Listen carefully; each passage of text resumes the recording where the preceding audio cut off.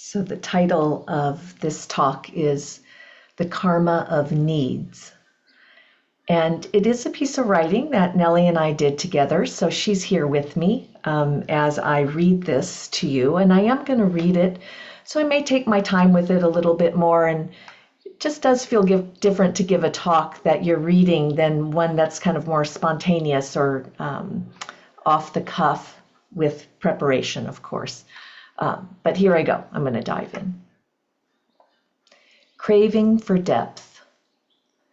We offer depth meditation, but is that what you're looking for? It's hard to take a deep dive into your inner world, especially if you're not that interested. We might have to do a lot of wading in the shallow end, sticking a toe in and taking it out before we're ready to jump in. I often talk about the language we use to describe our experience in meditation. The Buddha used the language of past lives to talk about how long ignorance and habit patterns continue to repeat and go round and around, and also to get a sense of how long these take to wear away. This was the beginning of his teaching on karma and rebirth. These days, most of our cultures have adopted psychological language. Really around the world, it's become commonplace. Exploring the way we grew up and our childhoods is common stance. We talk about our emotions and moods and feelings. We understand family dynamics and inherited trauma passed down through generations, and we see this in the news, in our own families and friends. Meditation may provide a missing component in all this, offering new views on our childhoods. Imagine walking around with all the psychological understandings that you've gotten from therapy, if you've tried that, from confession, if you've tried that, from support groups, if you've tried those. It's pretty full in there. Add this to an already stimulated world, and we've got an inner life on steroids. Our needs from childhood set up so many things, so much in our lives. The care we received or didn't, the attachment that we have with our carers, our personality and responses, often all of this can be seen in very young children. And this is especially apparent in families when children respond very differently to the same parents. They each have different needs and different ways of going about getting those needs met.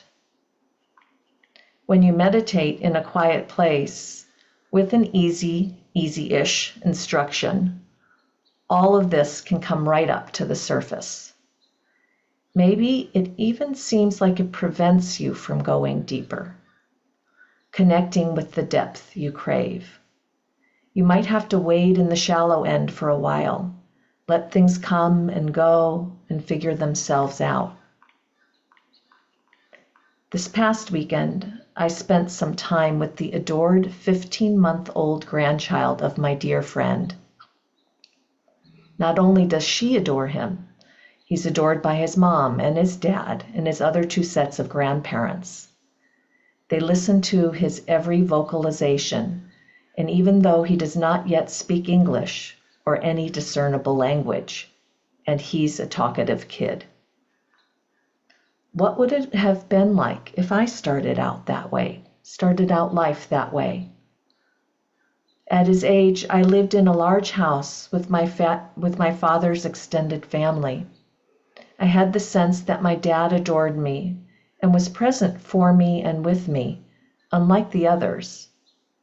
Later in life, I pieced together the story that I didn't get the attention I needed because of their jealousy. They had lost some of my dad's attention. This is a better story than the alternative story I had earlier in life that goes something like, I'm not good enough to be listened to or to adore. Our early childhoods leave deep residue. In some ways, we're stuck with it. I was left with a strong need to be heard. Not heard about the surface of my life, but about what seemed deeper. Or maybe if I'm honest, I did need to be heard about all of it. When I first encountered recollective awareness meditation, which later evolved into reflective meditation, which is what we practice now, the teacher and my teacher training cohort were interested in my stories. They listened deeply with seemingly full presence. I metaphorically breathed a deep sigh of relief. This brings me to our provisional fourth mark of existence. We have needs. I was getting this deep need met. I was heard. I was heard by others who cared. No longer did I need to hide this need or be explicit about needing caring attention. It's embarrassing. It can be embarrassing. Less embarrassing to reflect upon it now, though, when I no longer feel so needy. I think I no longer feel so needy because my meditative and reflective practice have evolved. I now listen to myself. Sharing and listening to each other's inner worlds, a myriad of responses and reactions arise. How do we live in Sangha together with the residue of unmet childhood needs that we are all surrounded by? We don't have an answer for you, for us necessarily, and there's no one answer. How we best express or alternately contain our needs varies situationally and demands ongoing discernment. So we wrote this talk in the style of our book, Reflective Meditation. What's the title? Oh gosh, Reflective Meditation, Cultivating Kindness and Curiosity in the Buddhist Company. So we wrote it so that you don't necessarily know who is speaking it, though you can probably guess from some of the lines who's who.